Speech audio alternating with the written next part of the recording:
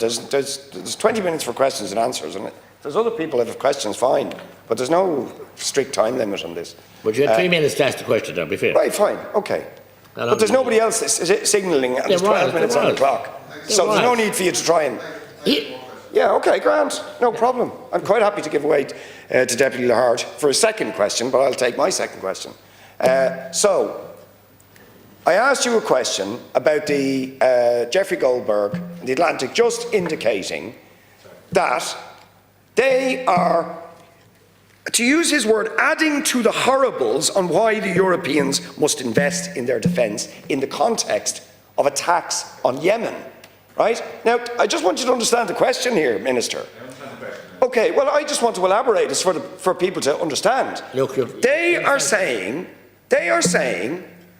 that they are prompting the European Union to spend more on defence, which Ursula von der Leyen and this Council are promising to do, from 356 billion, that's EU current expenditure on weapons, to 800 billion. More than double it. And in their interests, the same regime that's threatening tariffs against Europe and this country, which Deputy McGrath thinks we should cuddle up to, by the way.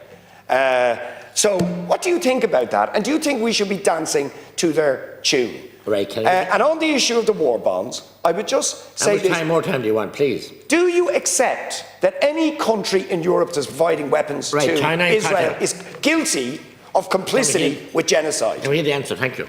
Tara, start. Just in relation to the signal conversations, I can't speak for that. We saw what was said there. And I can't speak either for pressure on people to spend money on defence. I think Deputy Lahart actually summed it up best. He mentioned the Nordic countries. He said they are terrified but prepared. That is why these countries, not the EU, that's why these individual countries want to spend more on their own defence. And I have here actually a booklet that's been sent out to every house in Sweden by the government. In case of crisis or war. Every house is getting that. In Sweden.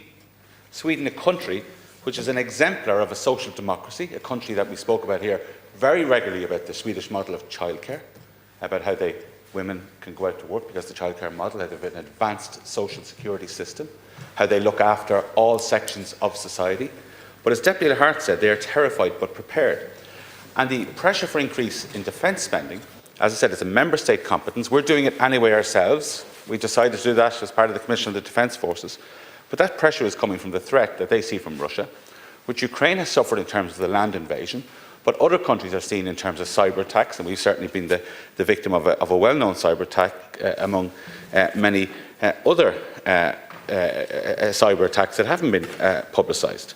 So this is very, very important, and it's important that we prepare ourselves to protect that social safety net that countries like Sweden and indeed Ireland aspire to and have in fact put in place at world-leading levels.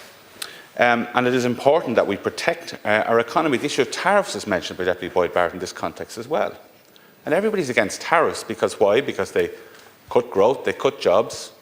But when we had the Canada trade agreement 3-4 years ago, there's a big debating point in this Dáil, that does reduce tariffs to zero or near zero on trade with Canada, the friendliest country in the world.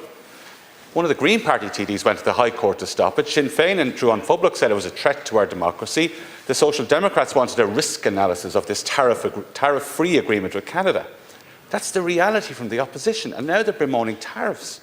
This side of the House, Fianna Fáil in particular, and Fine Gael I would say too, have always supported free trade. But you told us the Canada trade agreement was a threat to our democracy. It's called CETA. CETA. It's a trade agreement with Canada, probably the worst named treaty ever. It should have been just called the Canada Trade Agreement. I think people wouldn't have had any difficulty with it. We don't want tariffs. There was a question asked as well about what have we done in terms of discussions in relation to tariffs. Well, of course, the Taoiseach went to visit President Trump, and obviously this issue was on the agenda. Everybody saw that.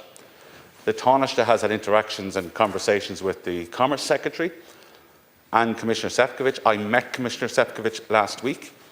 And in relation to what Deputy O'Donoghue said about the pharma industry, I made it very, very clear that the pharma industry is not just an Irish asset, but it is a European asset in terms of protecting ourselves and in terms of our security, in terms of healthcare as well. And Commissioner Šefčovič is well aware of that. In relation to what Deputy Lahart said about simplification, again, I think the easiest way to describe this is the way the Taoiseach described it, is reducing red tape.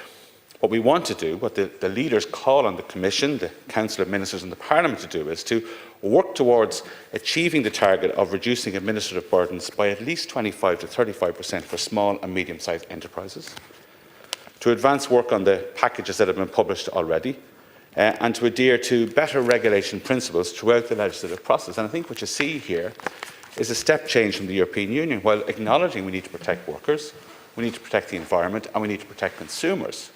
But in some cases, business regulation has gone too far and has stifled investment and economic growth and job creation in Europe.